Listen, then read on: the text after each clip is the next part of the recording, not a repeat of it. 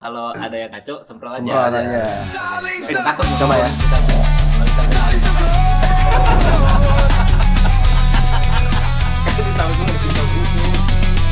Selamat datang di Saling Semprot edisi Ramadan, hari ke-10 bulan puasa.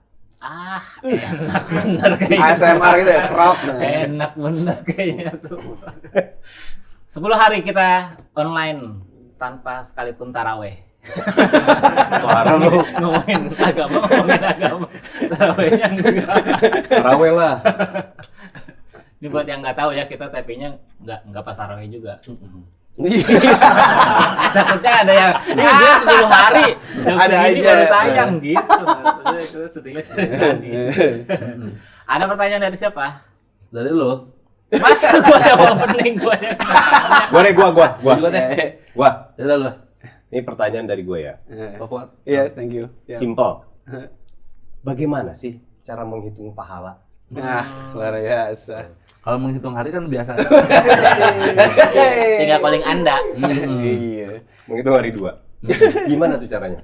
Jadi ada satu hadis juga yang bilang orang yang paling pintar itu, orang cerdas tuh apa? Orang yang cerdas itu orang yang berhitung-hitung di dunia untuk akhirat. Jadi nyiapin. Kan ada orang tuh ngitung-ngitung kekayaan dia di dunia. Nah, itu kalah cerdas dibandingin orang yang ngitung-ngitung buat akhiratnya dia. Jadi kalau buat dunia aja kita ngitung-ngitung banget, enggak deh buat ini, ntar nabung deh itu. Harusnya buat akhirat juga kita kayak gitu tuh. Nah, sebenarnya cara ngitungnya tuh bukan pahala kayak bentuk 1, 2, 3, bukan itu gitu. gimana tuh? Tapi dari larangan dan perintah. Jadi kayak wajib kan pasti dapat pahala, sunnah dapat pahala. Terus yang haram udah pasti ngurangin pahala atau bahkan dapat dosa gitu kan. Itu kan sebenarnya mirip aja kayak ilmu bisnis. Makanya ada yang bilang belajar agama tuh kayak mirip kayak ilmu orang bisnis. Sama-sama haus, kayak maruk. Maruk pahala tuh harus. Kayak bisnis harus efisien kan? Ya. Dengan effort sesedikit mungkin dapat untung sebanyak mungkin. Harusnya kita tuh kalau nyari pahala juga gitu. Gimana caranya effortnya dikit tapi pahalanya banyak melimpah kayak gitu-gitu tuh. Karena waktu terbatas. Sama kan kayak bisnis juga waktu terbatas. Hidup kan juga terbatas. Jadi sama mirip banget. Jadi orang yang haus pahala itu karakternya mirip sama orang yang haus duit. Kayak orang kapitalis banget gitu.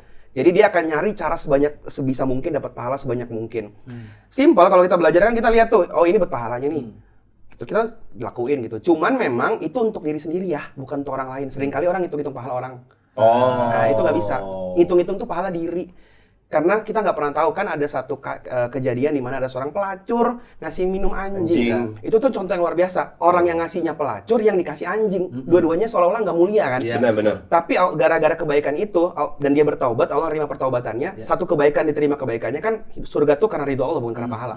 Nah, Allah terima tuh ketulusannya dia diangkat. Apalagi itu sebenarnya untuk kita, apalagi lu tiap hari sholat, lu kemudian baik. Masa sih Allah masukin lu ke neraka gitu kan? Nah, kita mandang orang tuh gitu. Mandang orang tuh kayak si pelacur tadi tuh maksudnya.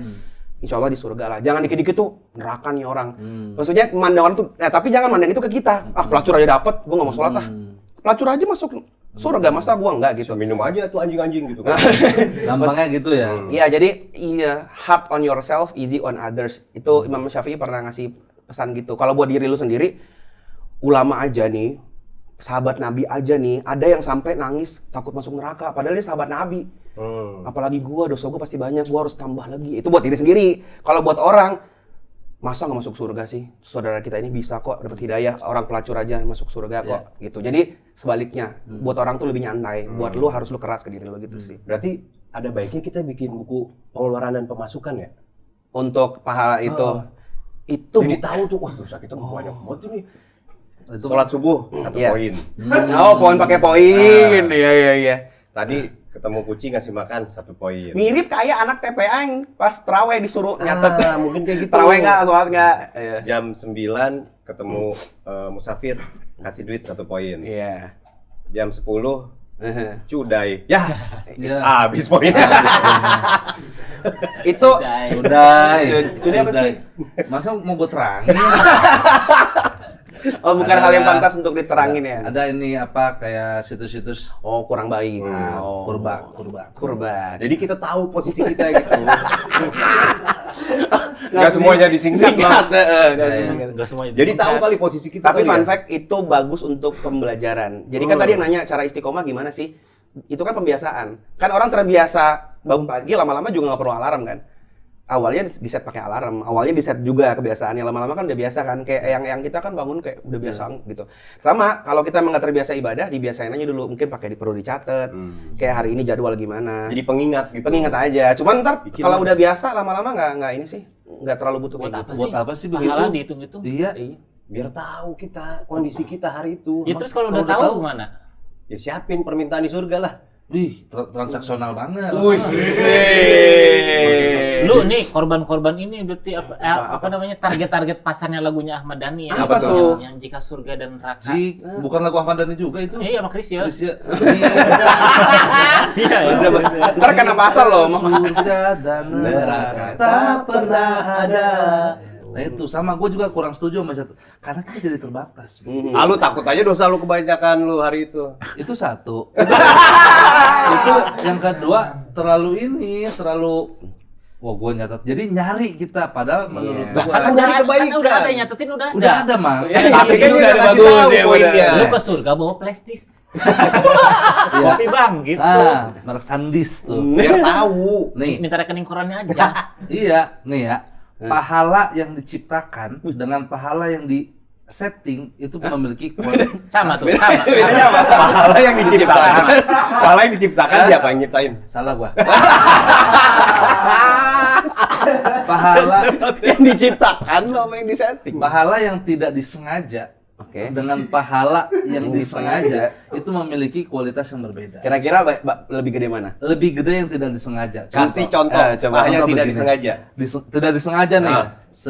Kita beli makanan, beli makanan, misalkan kita beli nasi goreng. Nasi goreng. Misalnya mau beli nasi goreng 3, Ah. kepencet 4. Nah, terus Nah, ternyata kok lebih ya gitu. Ya udah dah di jalan tiba-tiba ada pengemis. Ini daripada gua mubazir, akhirnya ada lebih nih, gua kasih aja. Nah, dia tidak sengaja menyeting bahwa nasinya untuk lebih. Oke. Tapi itu bahagianya dia berkali-kali dibanding dari awal, Bang, saya bungkus 4, 1 buat pengemis nanti dah. Nah, Menurut gua lebih mulia yang sengaja. Nah, kenapa menarik emang? tuh. Dia udah tahu. Iya, udah ada niat. Lu tadi nggak sengaja nggak? Kalau lu ngasih terus daripada mau bajir sama ngasih sampah hitungannya. Iya. Soalnya nggak bakal dipakai. Kasih sampah. Karena di lu nggak dipakai. Kayak bocah nggak terima lah. Maksud gua, kalau semakin dicatat begitu kan dicatat tuan. Gua hari ini mau pahala ini, gua hari ini mau berbuat baik ini. Jadi tidak tulus. Masa jalanin aja lah, life so much go on. So much God. Fun fact-nya justru ibadah yang dicatat hanya yang disadari dan disengaja. Kalau baik nggak, itu. iya ibadah. Jadi yang baik itu yang Sama ini disengaja. malaikat sini. Iya, kalau nggak sengaja kan emang nggak sengaja, nggak sadar. Contohnya nih, gue nggak sengaja bantu orang, nggak sengaja nih, misalkan gue ketendang nih, nggak sengaja, jadi orang nggak kesandung, itu nggak dapat pahala. Yang dapat pahala sengaja mindahin batunya biar orang nggak kesandung. Jadi niat, kan sering kan dengar nama lama lebih niat. Niat itu arti lainnya kesengajaan. Jadi menyengaja mau bantu orang. Tuh. Nah, Salah berarti gua. perspektif ikhlas tuh juga beda. Makanya kalau agama tuh belajar dulu baru beli gamis.